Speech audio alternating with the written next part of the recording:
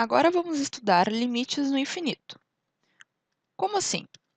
A gente quer saber o que acontece com a função à medida que x cresce ou decresce, depende da função, indefinidamente. Bom, vamos dar um exemplo então, né? Analisar o que ocorre com a função f de x igual a 1 sobre x à medida que x cresce indefinidamente. Bom, lembrando que o gráfico da função é esse aqui, ou seja, ele possui uma assíntota ali em y igual a 0 e x igual a 0. Então, quando x cresce indefinidamente, ou seja, a gente não está indo mais para um número. A gente, na verdade, agora está indo para x tendendo ao mais infinito. Porque x tendendo ao mais infinito significa que a função que x está crescendo indefinidamente. Então, x tendendo ao infinito do limite da função 1 sobre x.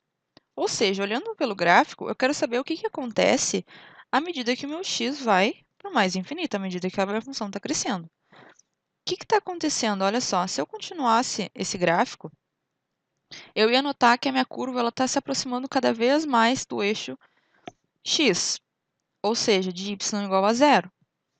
Então, eu posso dizer que o limite da minha função quando x vai para o mais infinito é 0. Ou seja, não significa que ela alcança o valor x igual a 0, até porque isso é impossível, né? Já que se eu colocar ali 1 sobre mais infinito, o que está acontecendo, né? O mais infinito é um conceito, o meu x está crescendo, então eu estou dividindo um número muito pequeno por algo muito grande, por uma quantidade muito grande, que é o mais infinito. Então, quanto que sobra para cada uma das partes? 0. Agora vamos calcular o limite de x tendendo ao menos infinito. Então, olha só. Limite x tendendo a menos infinito da minha função, é só eu olhar quando x está indo para o outro lado, ou seja, para o menos infinito. O x está decrescendo. Olha só o que está acontecendo com a minha função. À medida que eu pego um valor de x mais negativo, eu estou vendo que a minha função está decrescendo.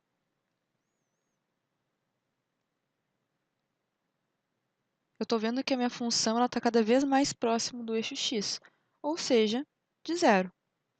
Se eu fosse calcular 1 sobre menos infinito, seria a mesma coisa. Ou seja, eu estou dividindo 1 por um número muito, muito, muito grande, porém negativo.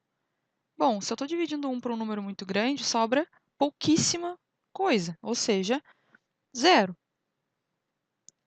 Então, toda vez que a gente fizer uma divisão de qualquer número dividido por mais ou menos infinito, esse meu limite vai dar 0, porque eu vou estar dividindo um número muito pequeno comparado a uma infinidade. Bom, e sobre as propriedades, o que a gente tem a dizer? Elas são as mesmas quando o meu x está tendendo a A, ou seja, x está tendendo a A e x tendendo a mais ou menos infinito, eu uso as mesmas propriedades. Vamos ver o exemplo do limite quando x está tendendo a mais infinito de 3 sobre x. Então, isso aqui vai ser, eu posso usar as propriedades do limite, que eu poderia tirar esse 3 daqui, que é uma constante, e colocar num limite separado. Então, limite quando x tende a mais infinito de 3, vezes o limite de quando x tende a mais infinito de 1 sobre x, que é o que sobrou, né? Lembrando que 3 sobre x eu posso separar como sendo 3 vezes 1 sobre x, então eu posso separar na multiplicação desses limites. Bom, limite de constante, como a gente já viu nas aulas passadas, é a própria constante. Então, isso aqui tende a 3. Limite de 1 sobre x, a gente já viu no exemplo anterior, que é 0. Então, o nosso limite final vai dar o quê? Vai ser 3 vezes 0, que é o outro limite, que é igual a 0 também.